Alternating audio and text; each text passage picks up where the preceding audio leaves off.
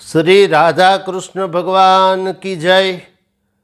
आज इस वीडियो में हम सुनेंगे व्यतिपात योग, नई तारीख नया समय, ये श्रृंखला का ये दूसरा प्रवचन।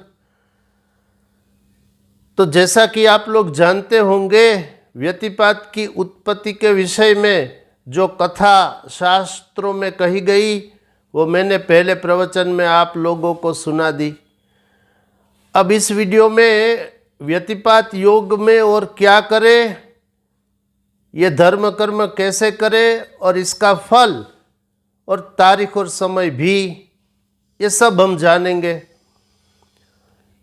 तो जब व्यतिपात को सूर्य चंद्र ने रोका, क्योंकि व्यतिपात तीनों लोक को खा जाने को तत्पर हुआ था,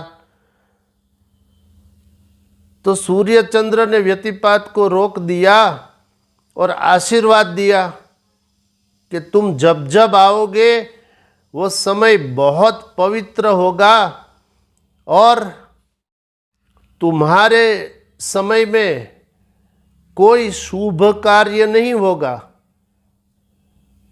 लेकिन जो कुछ भी मनुष्य पूजा पाठ, स्नान, दान, जप, होम करेंगे वो हमारे अनुग्रह से ये सब अनंत गुना फल देने लायक हो जाएगा।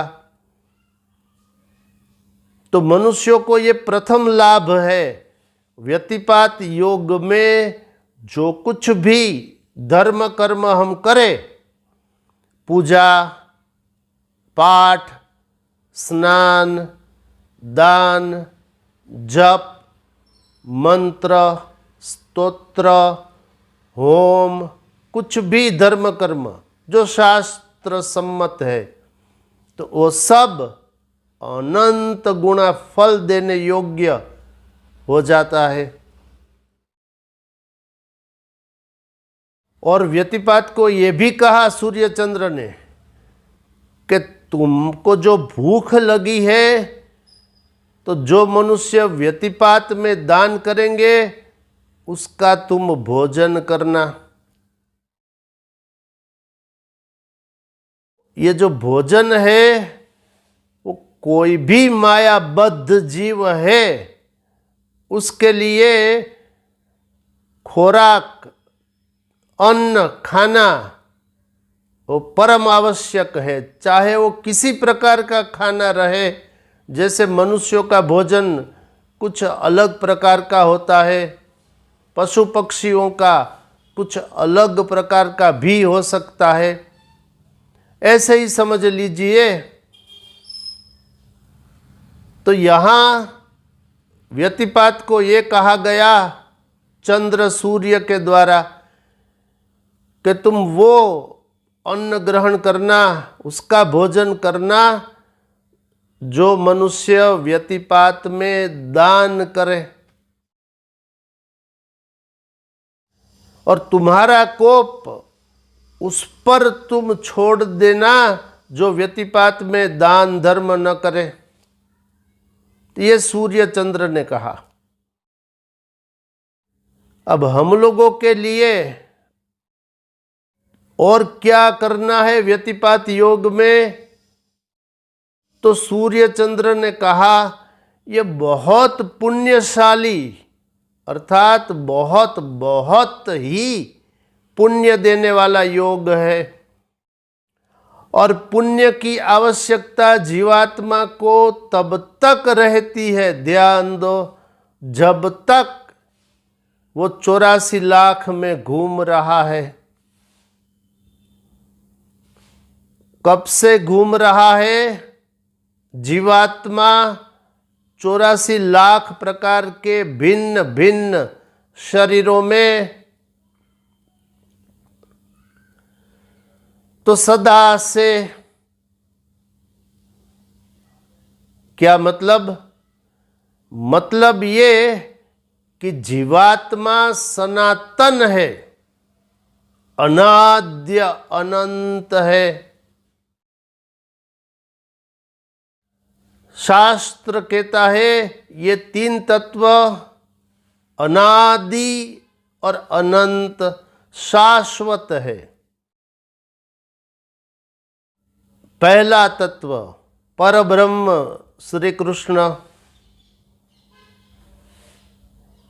दूसरा तत्व जीवात्मा और तीसरा तत्व माया अर्थात संसार। जीवात्मा के लिए भगवान ने स्वयं भी कहा गीता में, वो सुन लीजिए। भगवान श्री कृष्ण कहते हैं, ममैवांशो जीवलोके जीवभूत सनातनः, सनातन अंश है मेरा, ये श्री कृष्ण बोले स्वयं। ये श्रीमद् भगवद गीता के 15वें अध्याय का 7वां श्लोक।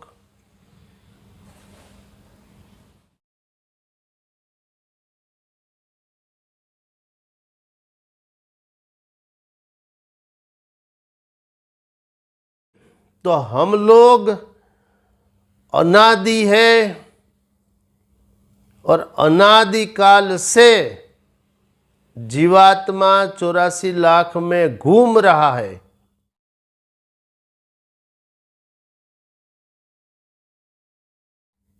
तो ये जब तक ये चक्र समाप्त न करे जीवात्मा, तब तक इन्हीं 84 लाख प्रकार में रहेगा, रहेगा ही, छुट्टी नहीं, मुक्ति नहीं।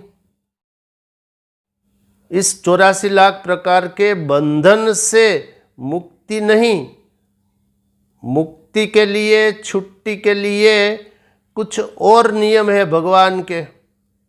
भगवान ने स्वयं कहा, देवी येषा गुणमयी मम माया दुरत्यया मामेव ये प्रपद्यन्ते माया मेताम तरन्ति ते। गीता 7वें अध्याय का 14वां श्लोक। इसलिए बंधन किससे है? माया से। माया क्या है? भगवान की शक्ति। सोदासी रघुवीर की, ये भगवान श्री राम की शक्ति है, ये श्री कृष्ण की शक्ति है। अब वो दो है ही नहीं, राम कृष्ण एक ही है। इसका भी प्रमाण मैंने इसी मोरे श्याम चैनल में कई बार प्रस्तुत कर दिया है, प्रमाण सहित। अस्तु, तो व्यतिपात में जो कुछ भी हम दान धर्म कर्म करें, उससे पुण्य उत्पन्न होता है, पुण्य। और वो पुण्य जीवात्मा जहाँ जहाँ जाए तहाँ तहाँ मिलेगा ही। और ये पुण्य की जो अवधि है, कितने समय तक मिलेगा, वो जानने योग्य है। मानव वर्ष के गणना के अनुसार 4 अरब 32 करोड़ वर्ष, और इसको 100 से गुणा करिए, अर्थात ब्रह्मा के 100 कल्पों तक, अर्थात अरबों खरबों वर्ष तक व्यतिपात में जो कुछ भी हम धर्म कर्म करें, दान धर्म, उसका फल मिलेगा ही।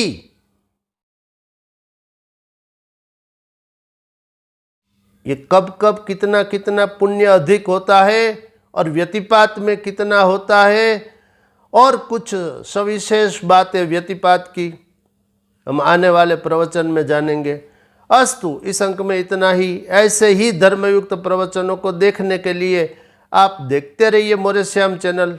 अभी तक जिन्होंने सब्सक्राइब नहीं किया, कृपया इस चैनल को सब्सक्राइब करें, इसे लाइक शेयर कमेंट्स भी करें। शेष फिर कभी। बोलिए श्री राधा कृष्ण भगवान की जय।